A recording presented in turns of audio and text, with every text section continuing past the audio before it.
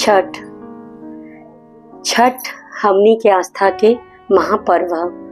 छठ मात्र एक त्योहार ना ह, ई परंपरा ह जौन लगातार एक पीढ़ी से दूसरी पीढ़ी में आ रहल बा। ई हमनी के आस्था और श्रद्धा के प्रतीक ह और ये अवसर पर आगामी आवे वाला छठ खातिर हम रउरा सभे के सामने एक प्रचलित छठ गीत लेके आइल बानी। उम्मीद बा रउरा सभे के गीत पसंद आई तो लाइक कमेंट और सब्सक्राइब करें जा और कमेंट करके हमरा के जरूर बताएं जा कि हमारी गीत कैसन लागल। जय छठ मैया, जय हो दीनानाथ।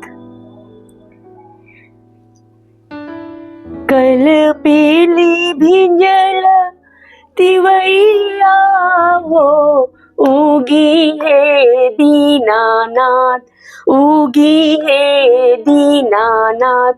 कल पीली भिंजल तिवैया हो, उगी है दीनानाथ, उगी है दीनानाथ, उगी है दीनानाथ। कटलो से कटना समैया हो, उगी है दीनानाथ, उगी है दीनानाथ, उगी है दीनानाथ।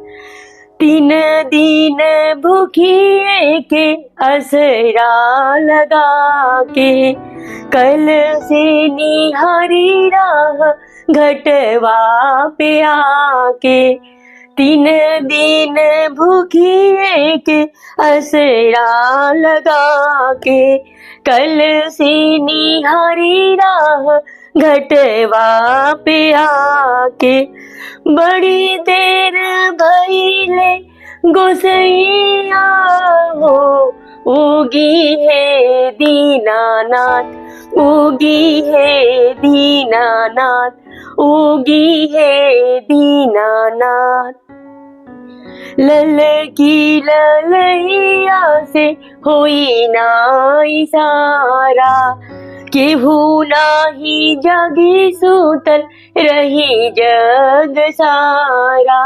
ललकी ललैया से होई ना इशारा, केहू नाही जागी सुतल रही जग सारा।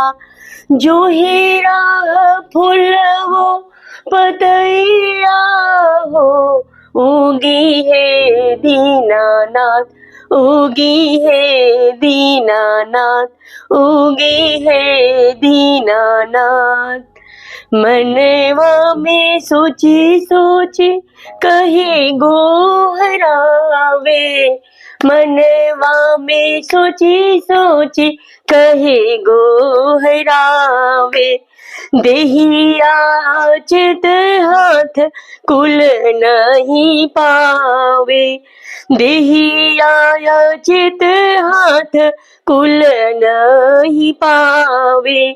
हुई है सूरजमल सहैया हो, उगी है दीनानाथ, उगी है दीनानाथ, उगी है दीनानाथ।